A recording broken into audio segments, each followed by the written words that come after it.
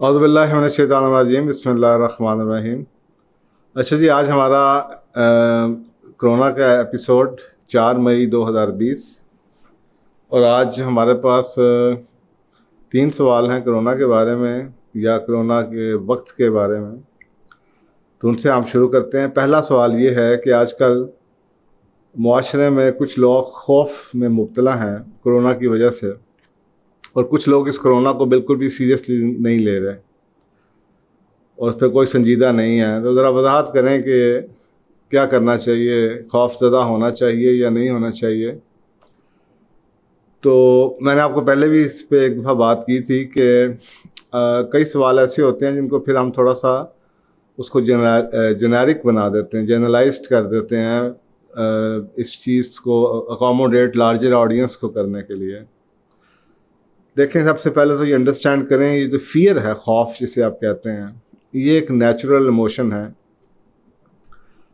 और ये हमेशा से रहा है। जब जितने पुराने इंसान हैं उतना ही पुराना इमोशन है, और ये वही इमोशन है जो हमारे जब इंसान जो सा केव में रहता था और हम शिकार करता था, तो ये वही इमोशन है जो कि उसके हमारे जो एंसेस्टर्स हैं, हमारे जो बुज़ुर्ग हैं पिछली नस्लों के लोग हैं, तो उनको यही इमोशन था जो उन्हें सर्वाइव या सर्वाइवल में हेल्प करता था।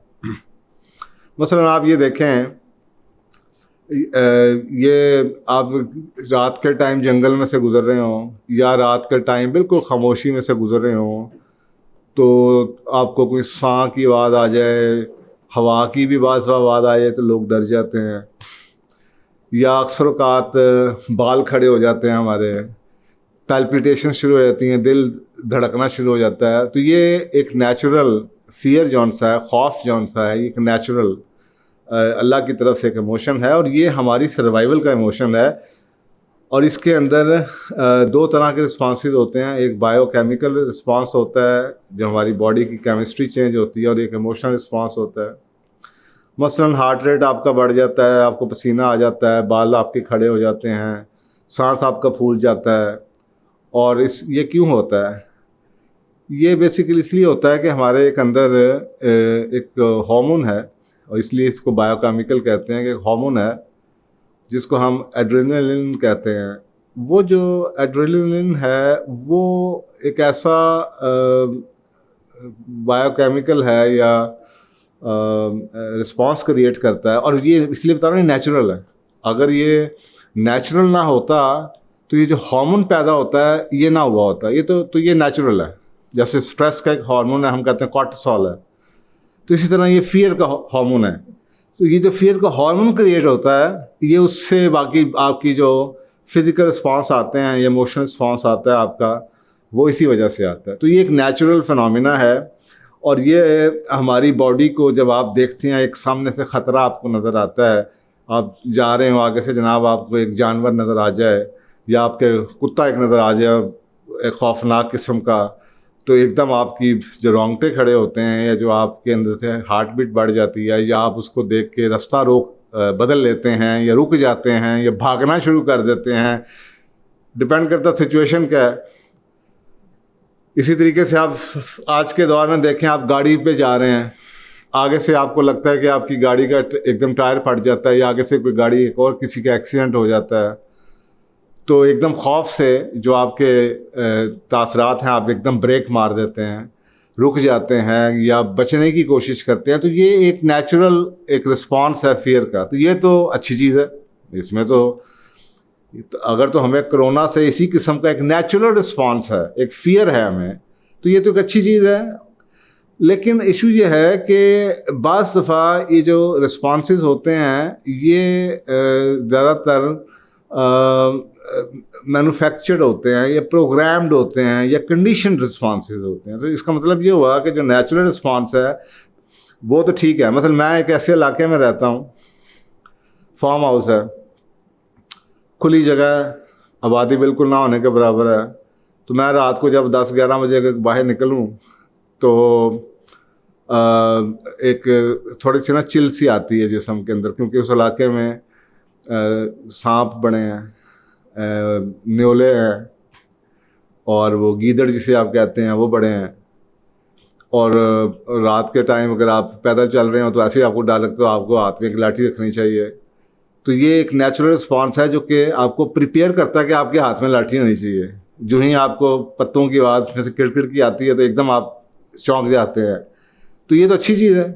तो अगर कोरोना का ऐसा ही रिस्पॉन्स है आपका, नेचुरल है कि यार अल्लाह बचाए, और आप उससे बच रहे हैं या हाथ धो रहे हैं या एहतियात कर रहे हैं या मास्क पहन रहे हैं, तो ये तो अच्छी चीज़ है। लेकिन प्रॉब्लम कहाँ से शुरू होती है? प्रॉब्लम शुरू होती है अगर ये रिस्पॉन्स कंडीशनड हो जाए या ये प्रोग्राम्ड कर दिया जाए, जो कि हमें अक्सर का लोगों को पैरालाइज्ड भी कर लेता है, और लोग जो उनसे हैं वो रियलिटी को फेस नहीं करते। तो वो ये कहते हैं ना, हमारी एक स्टेज होती है जिसको हम कहते हैं फ्रीज स्टेज। एक फाइट और फ्लाइट का रिस्पॉन्स होता है कि आप भाग जाते हैं। मसलन आप जंगल में जा रहे हैं, सामने से शेर आ जाए या कोई आपके सामने कोई एक बड़ा आपको कोई खौफ की चीज़ नज़र आए, तो या तो आप उससे लड़ते हैं उन हालात से, या आप उन हालात को अवॉइड कर जाते हैं। आप देखते हैं कि यार मैं अगर लड़ सकता हूँ तो मैं लड़ूंगा, नहीं तो मैं भाग जाऊँगा। लेकिन एक थर्ड स्टेज है जिसे कहते हैं फ्रीज, कि आपके बिल्कुल आसाब जवाब दे देते हैं, आपको समझ ही नहीं आती कि आप करना कि आप रुक जाते हैं। ये जो फ्रीज का रिस्पॉन्स है ये बड़ा डेंजरस रिस्पॉन्स है। तो बाज़ दफ़ा ये जो प्रोग्रामेबल फियर है, क्योंकि ये एक बहुत बड़ा पावरफुल इमोशन है और इस इमोशन की वजह से बहुत कुछ होता है। मसलन मैं आपको एक बताता हूँ कि ये किताबों में कहा जाता है कि फियर एक ऐसा साइकोलॉजिकल वेपन है। पिछले 30, 40, 50 सालों में दुनिया में इसको एज अ साइकोलॉजिकल वेपन इस्तेमाल किया गया है। आप ये देखेंगे कि इसकी बहुत बड़ी मैनिपुलेटिव पावर भी है, और हर प्रोपेगेंडा जौन सा है उसके पीछे पोस्टर हो, कोई अखबार में ख़बर आ रही हो, इश्तिहार आ रहे हैं, मीडिया वाले इसको यूज़ करते हैं, गवर्नमेंट से इसको यूज़ कर। आप खुद सोचें, जब ये जंगें की जाती हैं, जब इराक़ के बारे में किया, तो उसको क्या एक फियर क्रिएट किया गया, वेपन ऑफ मास डिस्ट्रक्शन के नाम से दुनिया को डराया गया। 9/11 के बाद जब टेररिस्ट के बारे में बात की तो दुनिया को डरा दिया गया कि जी ये टेररिस्ट अटैक किसी दुनिया में भी हो जाते हैं। इसी तरीके से ये तो इसकी एक एक्सट्रीम मैंने आपको बताया। इसकी जो सबसे कम भी आपको जो स्टेज नज़र आती है वो आपको एडवर्टाइजिंग में नज़र आती है। एडवर्टाइजिंग के अंदर आप देखें कि अक्सर औक़ात प्रोडक्ट्स जौन सी हैं वो फियर बेस्ड, मसलन इंश्योरेंस का बिज़नेस है वो फियर पे बेचा जाता है कि अगर आपको ऐसा हो गया, खुदा न खास्ता आप अपाहज हो गए, आपकी मौत होगी, तो आपको बच्चों का क्या बनेगा, फियर। इसी तरीके से कई प्रोडक्ट्स ऐसी हैं जो कि ब्यूटी की प्रोडक्ट हैं, लेकिन वो फियर के थ्रू बेची जाती हैं। मसलन अगर आपका रंग काला है तो वो ऐसा कोई इश्तिहार दिखा देंगे कि जनाब आपका हस्बैंड जौन सा है वो गोरी ख़वातीन को देख रहा है, तो वो जो बेचारी जिसका रंग सांवला है वो डर रही होगी इस चीज़ से, तो वो फेयर एंड लवली लगानी शुरू कर देगी।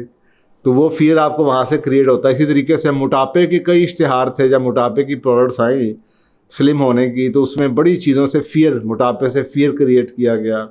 इसी तरीके से पॉलिटिकल पार्टीज़ हैं, जब अपनी कैंपेन चलाती हैं तो अपने ओपोनेंट्स के साथ कोई ना कोई फियर अटैच या एसोसिएट करने की कोशिश करती हैं, लोगों को डराने के लिए कि अगर ये आ गए तो पता नहीं क्या होगा। इसी तरीके से फार्मास्यूटिकल इंडस्ट्री है, वो फियर क्रिएट करती है अपनी दवाइयाँ बेचने के लिए कि ये हो जाएगा, वो हो जाएगा। वैक्सीनेशन आप देख लें, एक फियर क्रिएट करने की कोशिश की। तो ये एक बहुत बड़ा साइकोलॉजिकल वेपन है लोगों को कंट्रोल करने के लिए। तो इसके ऊपर तो किसी किस्म का कोई क्वेश्चन नहीं है, इस पर तो इतनी किताबें लिखी गई हैं। अच्छा, अब ये एक ऐसा वेपन है जो कि दुनिया में कई जगहों पे जो बड़े बड़े मैनिपुलेटर्स होते हैं, डिक्टेटर्स होते हैं, वो यूज़ करते आए हैं, और ये लोगों को एक ऐसी स्टेज में ले जाता है जिसमें लोग नंबर एक या तो कुछ नहीं करते या ऐसी चीज़ें कर देते हैं जो कि बिल्कुल इर्रेशनल होती हैं, यानी कि जिनका अकल के साथ कोई ताल्लुक़ नहीं होता। और ये दोनों चीज़ें ही बड़ी डेंजरस हैं। मसलन एक इंग्लैंड का बहुत बड़ा एक सेइंग है, एक बर्नार्ड रसल की एक सेइंग है, वो ये कहता है कि ना ही एक आदमी और एक ग्रुप या एक नेशन पे आप ट्रस्ट कर सकते हैं कि वो इंसानियत के हवाले से एक्ट करेगी या अक्लमंदाना फैसले करेगी, जबकि वो स्टेट ऑफ फियर में होगी। यानी कि कोई शख्स, कोई ग्रुप, कोई कौम सही फैसला कर ही नहीं सकती जबकि वो इस स्टेज में हो कि फियर, उसको खौफ हो किसी चीज़ का। अब आप खुद सोचें, अब घरों के अंदर भी ऐसा ही होता है, लड़ाइयाँ झगड़ों में कोई ना कोई फियर वाली बात आ जाती है, अक्सर इर्रेशनल फैसले हो जाते हैं। तो अगर तो ये कोरोना का जो फियर है, जो आप जिसके बारे में आप, मैं कहता हूँ अक्सर बात कि यार बाज़ दफ़ा सवाल जवाब के सेशन में एक लिमिटेशन ये होती है कि जो पूछने वाला है वो तो एक सवाल पूछ रहा है, लेकिन जिसने जवाब देना है उसको उस सवाल का सही जवाब देने के लिए, सही से मुराद है कि मुकम्मल जवाब देने के लिए जो आपके एग्जैक्टली आपको सूट करे, उसको कुछ एक दो सवाल और पूछने की ज़रूरत है।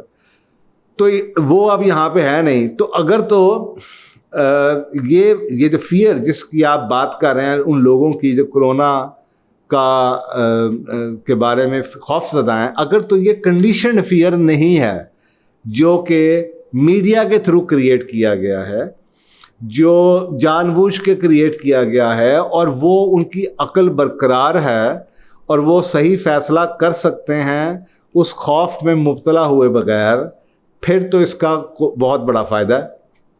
अगर ये आपको उस स्टेट ऑफ पैरालाइज्ड में या पैरालाइजेशन की स्टेट में ले जाए कि आपके सोचने समझने की सलाहियत अफेक्ट हो जाए, आपकी रैशनल थिंकिंग रुक जाए और आप खौफ में रह के फ़ैसले करने शुरू कर दें, तो आपके लिए ये नुकसान होगा। तो बुनियादी तौर पे जो मैं कहना चाह रहा हूँ वो ये कह रहा हूँ कि जनाब फियर, एक नेचुरल फियर है, फियर आया हुआ है, मुल्क में अब वबा फैली हुई है, एक नेचुरल सा फियर है कि यार ये किसी को लग ना जाए, मुझे ना हो जाए।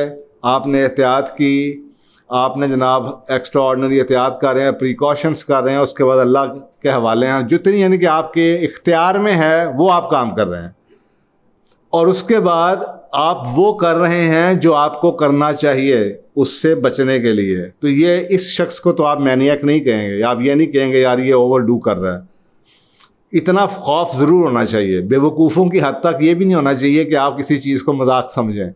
मसलन सामने आपके शेर बैठा हो और आपको यार कुछ नहीं होता, तो वो क्या होगा, नुकसान ही होगा ना। तो ये वो जो इमोशनल रिस्पॉन्स रहे हैं हमारे नेचुरल, ये वो लोग जो जंगलों में जब इंसान रहता था सिविलाइजेशन के अंदर, जब लोग सड़कों में ट्रैवल नहीं करते थे और जनाब पगडंडियाँ बनी होती थी और दूसरे मुल्कों में जाते थे और कई कई महीने लग जाया करते थे, तो ये जो खौफ का नेचुरल पार्ट है ये उनको अपने आप को बचाता था।